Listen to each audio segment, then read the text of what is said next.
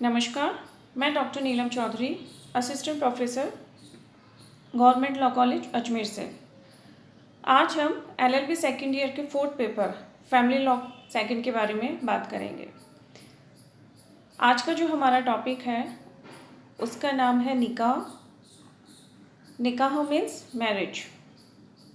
विवाह एक संस्था, एक इंस्टीट्यूशन है।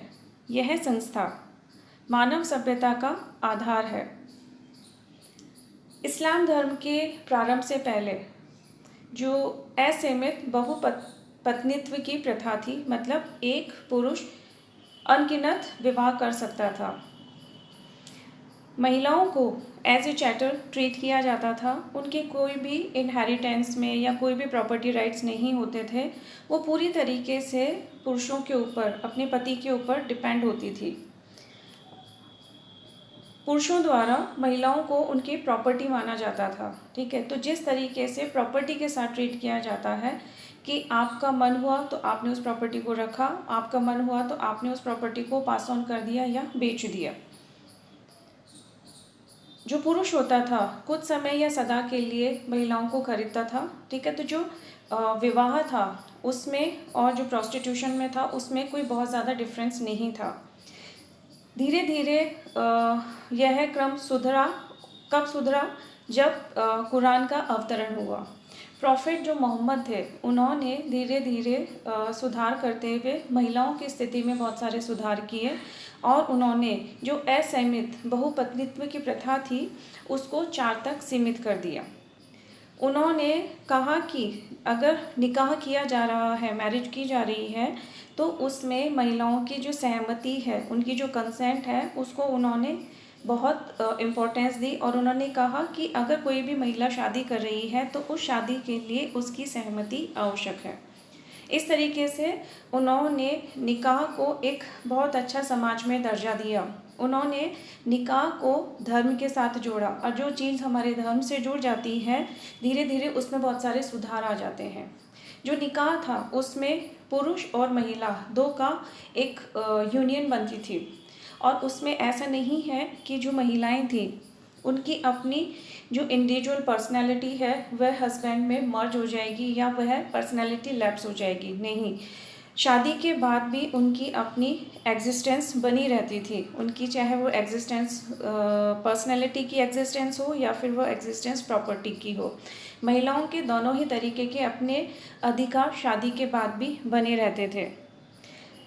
महिला चाहे तो अपनी संपत्ति का अवतरण कर सकती थी, अपनी संपत्ति अंतरण कर सकती थी, अपनी संपत्ति खुद रख सकती थी या किसी और को बेच सकती। तो हम ये बोल सकते हैं कि जो महिला होती थी वो अपनी प्रॉपर्टी की एब्सोल्यूट ऑनर होती थी और जो एक एब्सोल्यूट ऑनर के जो राइट्स होते हैं वो ही सारे राइट्स एक पत्नी या एक महिला के रखे गए थे।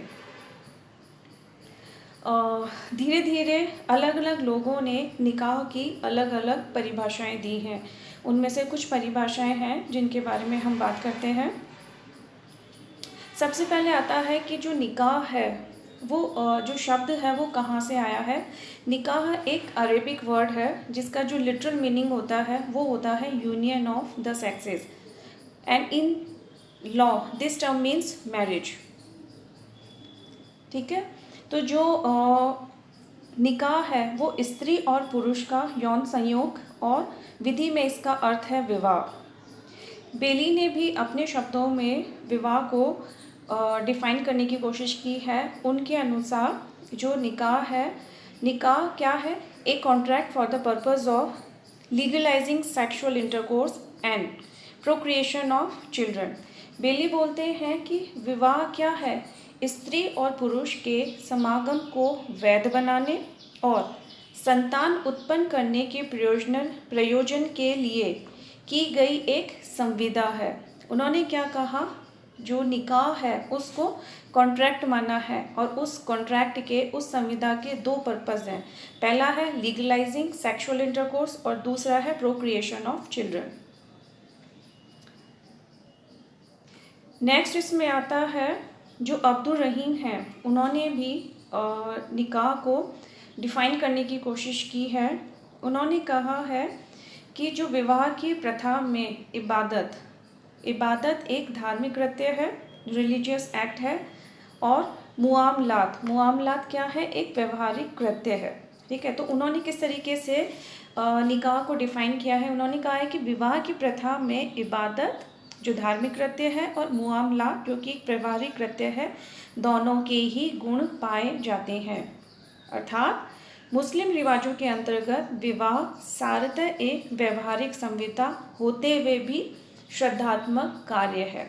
उन्होंने क्या कहा है कि जिस तरीके के एलिमेंट कॉन्ट्रैक्ट में होते हैं, ठीक है, वो निकाह में भी इंक्लूडेड है, लेकिन फिर भी उन्होंने इसको क्या इबादत माना है।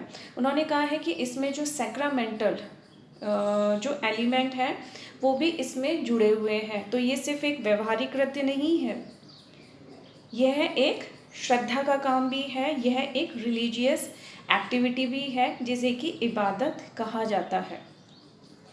नेक्स्ट जो डेफिनेशन आती है वो आती है हिदाया की।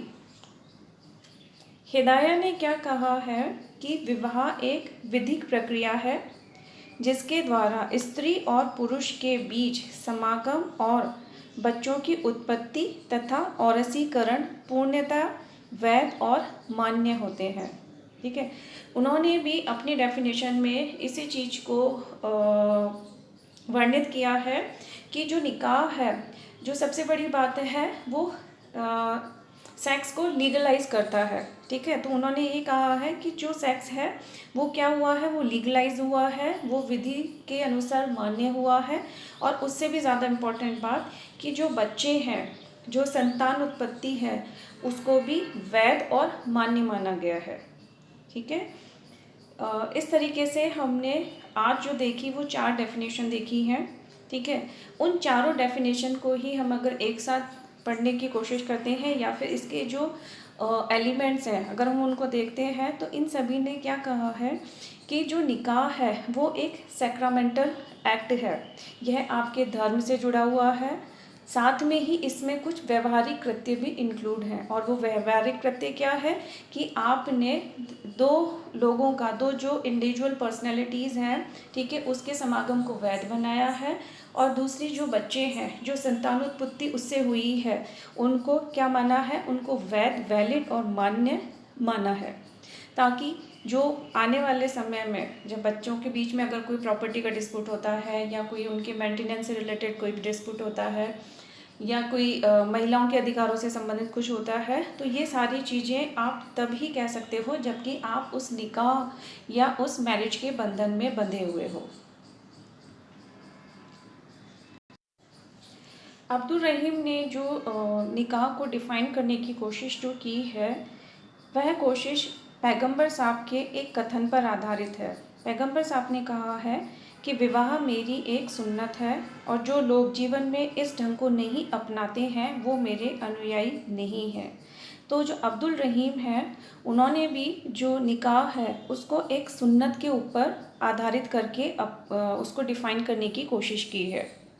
ठीक है, तो प्रॉफिट साहब ने भी, प्रॉफिट जो मोहम्मद साहब हैं, उन्होंने भी कहा है कि marriage is my sunnah and those who do not follow this way of life are not my followers.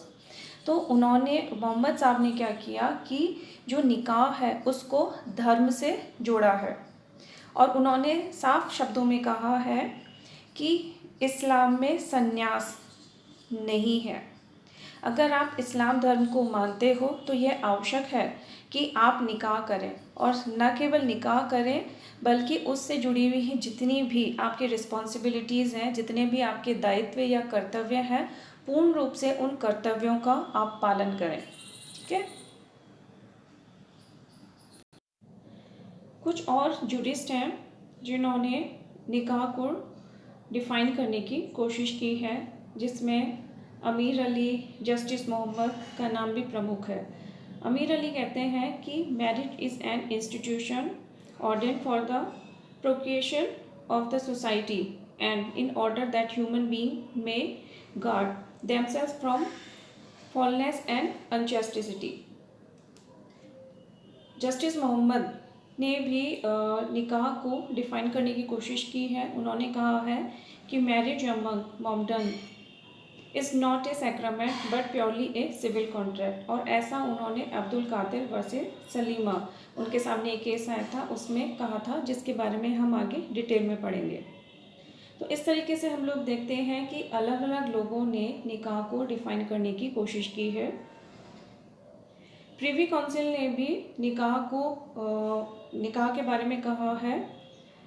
उन्होंने शौहरत सिंह वर्सेस जाफरी बेगम के केस में कहा है कि जो निकाह है वह मुस्लिम विधि में एक रिलीजियस सेरेमनी है।